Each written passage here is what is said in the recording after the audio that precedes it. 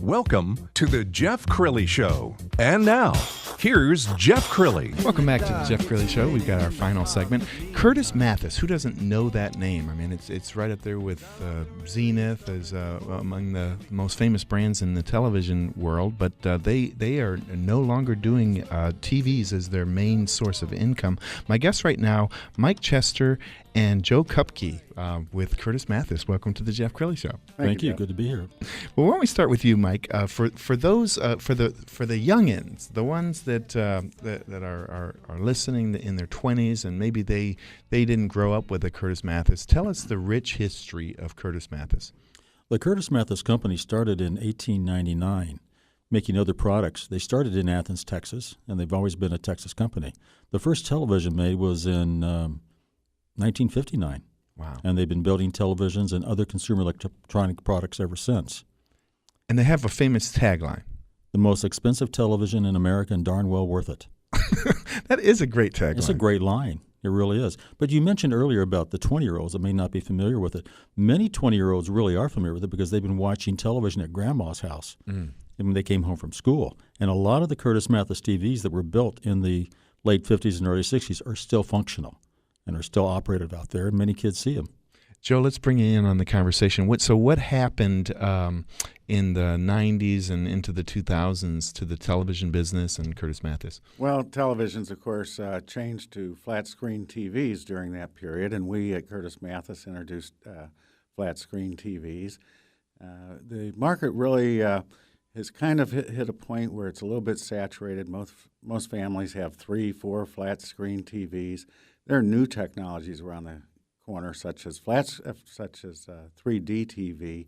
Right now, that's not very popular because of having to wear glasses, not much content, and so forth. But there will be a new generation of televisions, and everybody will want to buy televisions again, and we'll continue to make televisions. But we have looked at other markets, and one of the most exciting ones that we could find is LED lighting. We took an interest in that going back to about 2013. Turns out about 20% of our national electric bill goes to lighting. LED lighting is a technology that has matured to the point that it produces beautiful light, very long-lived products, able to tune it to whatever the customer needs are. And it's really a revolution that the whole world is replacing its lighting with LED lighting, and in the process saving 80 to 90% of the lighting bill. So it's really good for the planet as well. And we thought that was a major opportunity for the Curtis Mathis Company, so we introduced a line of really high-quality lighting products in late 14, and consumer and business acceptance of the Curtis Mathis line of lighting products has just been outstanding. Wow. Sales are growing incredibly, and we're very pleased with that. So we're expanding that line and bringing better lighting to the world. That's incredible. Mike, let's bring you back. I think about, iconic brands like Blockbuster that didn't really understand the changing nature of video, and even Kodak really didn't see the digital camera coming. I applaud you guys for recognizing that things were changing, but you were able to adjust and reinvent yourself. But that's also got to be scary. Was it? Well, it really wasn't for us because we knew the technology. We were making LED televisions for many, many years and understood that there was a way to take that same technology and transfer that into a new product that was demanded in the marketplace. 2006, 2007 had an Energy Act in the United States that really made most incandescent light bulbs unable to comply. So LED lighting was really the next easiest avenue to be able to achieve those standards and for consumers to purchase. So did you have, I'm trying to imagine almost the company meeting where you're telling the employees for the first time, hey guys, we're going in a different direction. I mean, what was that like? Not good. No, it was kind of scary. Joe, I remember telling Joe the very first time I said we're going to go from televisions into LED lighting. He just didn't understand. Yeah, I remember that as well. Mike said, light bulbs. We're going to do light bulbs. I said, Mike, have you lost your mind? But I became educated in what's going on with LED lighting nationally and around the world and became a huge fan. What was your light bulb moment? Oh, goodness. It was when our chief technology officer called me from Taiwan and said, how is television business in America? And I said, that's a little slow. He goes, no, it's dead. And he said, we're moving into LED lighting. Wow. So it was our technology people who really gave us the insight as to how to move forward. Well, at the time that you made the transition, was there kind of a dominant player in the LED market? Not in the LED lighting market. Like with any new technology, whether it was with televisions or in LED lighting, you will get up to 100 brands that come out of the Far East, out of Asia, that take advantage of new technology. They come in with products that really aren't as good as they should be. They're not around very long. The warranties are not upheld. So we knew that we would be a lasting entity in that marketplace. We might not be the first one, but we will be there for the market going forward. Joe, how important is the name and the brand of Curtis Mathis in terms of your success? Yeah, well, I believe it's very, very important. Mike just mentioned there are probably 100, I would go so far as to say hundreds of companies making LED lighting. Customers don't really fully understand what that product is. You measure it in lumens, not in watts, and color temperature. There's a lot of different things. When you buy from a company you've never heard of, they may or may not be there in a few years. Curtis Mathis as a brand has always stood for quality, for innovation, and ultimately for value. And that's what we do in the lighting. It's very, very important to us at Curtis Mathis to make sure that we always live up to our heritage of quality, innovation, and value. And that's something that the consumers can rely on with us. In terms of the distribution channels, I'm imagining that the retailers that sell your light bulbs are different than the retailers that sold your TV sets. A little bit different because you have more companies such as grocery stores, hardware stores, companies such as the big box stores that are really selling most of the LED lighting products. And before that, you had the major retailers selling our televisions. So it's a little bit different distribution channel than we've had in the past, but we've had no problem in creating that fulfillment for them, and they have a great demand from us for a quality product. Do you find that I've seen different stories on the news about just how competitive it is for shelf space, and whether it's at eye level or the bottom shelf? Joe, tell us how that game is played. Well, in fact, most of our that is very competitive for shelf space. General Electric owns the shelf space in many grocery stores effectively. But actually, the world has changed. Technology has a big impact on everything. An awful lot of our sales, a large portion of our sales, are actually online through resellers, if I could mention. But 1000bulbs.com is probably the largest online lighting reseller. If customers want to see some Curtis Mathis bulbs, that's one place to see them. And that's competitive as well. But the brands that consumers like get priority spots, and we're very blessed to have a good visibility on a lot of different sites. In terms of pricing, I suppose it's all over the map what you can pay for LED lights. Is it? It really is. It's still rather competitive, but at the very beginning, you had very high prices for a basic 60-watt equivalent light bulb. People were paying $20, $22 or even higher at one point in time. About 2 years ago, a company called Cree came out and really broke that $10 price barrier to $9.97. We're now at $1.99. Wow. On that light bulb. So it's come back. Price compression is dramatic. A lot of brand compression is dramatic as well. So there's only going to be a few players standing at the very end. Price points are becoming aggressive where consumers can really go out and buy the light bulb now. What did you, the economy has just been slowly eking along. We got some employment figures yesterday that kind of shocked to the downside.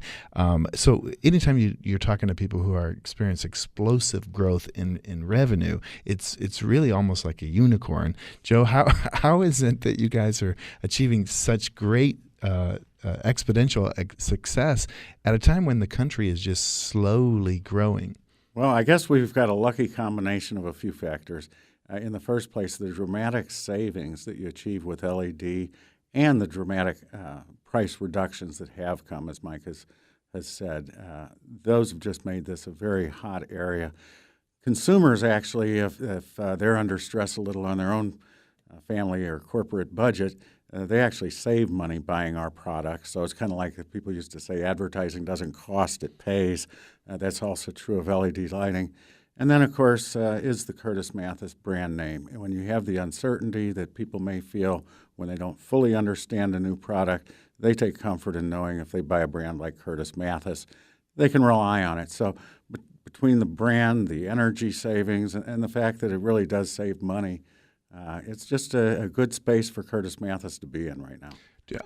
Mike, do you feel like if we were to go out on the street right now and poll consumers and say, what is Curtis Mathis, would most of them say a TV company or would they say a light bulb company? Most of them would say a TV company, and I think that gives us a great foundation to be able to expand into LED lighting because there is a comfort factor and a faith in that brand where people can feel comfortable and they gravitate. And Joe was talking about new technology, new terminology. When people are now buying light bulbs based on lumens versus a 60 watts before, it's confusing, and people gravitate towards companies that they know and trust. And to help them navigate this new terminology and be able to make a good decision to purchase a new product, Curtis Mathis does help that. Joe, for the people who are listening who are just, they're aware of LED lighting, but they're still using the old fluorescents or incandescence.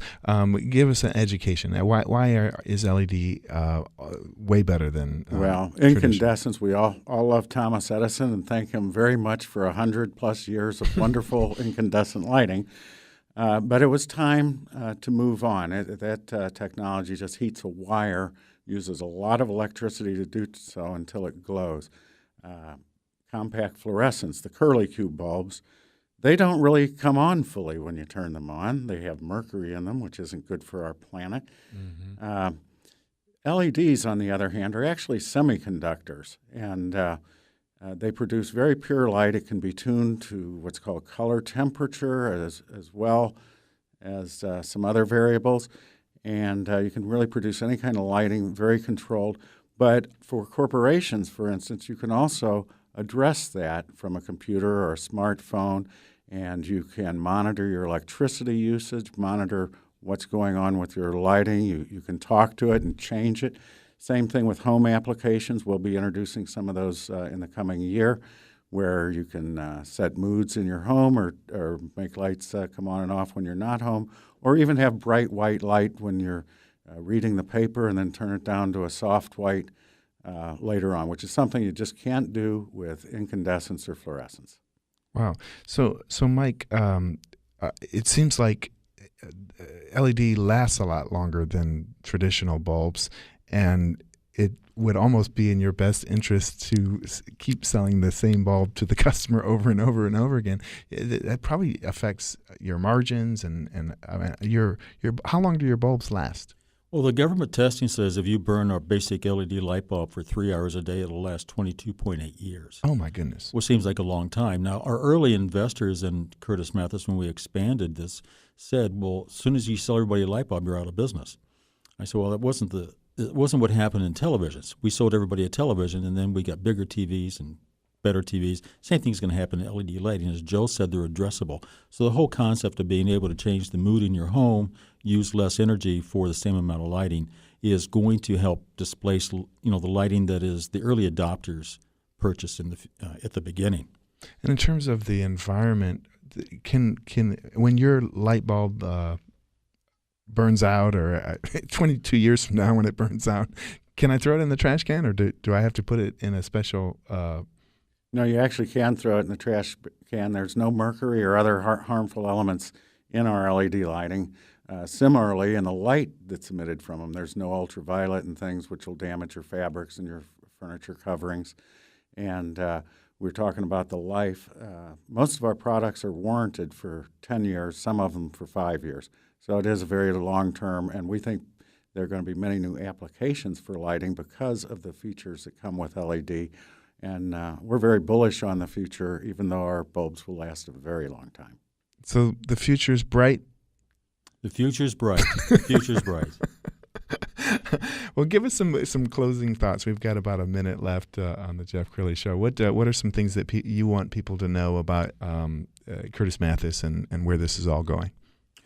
Well, as we said earlier, Curtis Mathis is a brand that people can rely on. And I believe people become very confused when there are technology shifts in the marketplace, like there was in televisions, like there are in LED lighting, because there's new terminology. People now have to buy based on a new set of standards and new words, such as from an LED light bulb or a lumen or a CCT.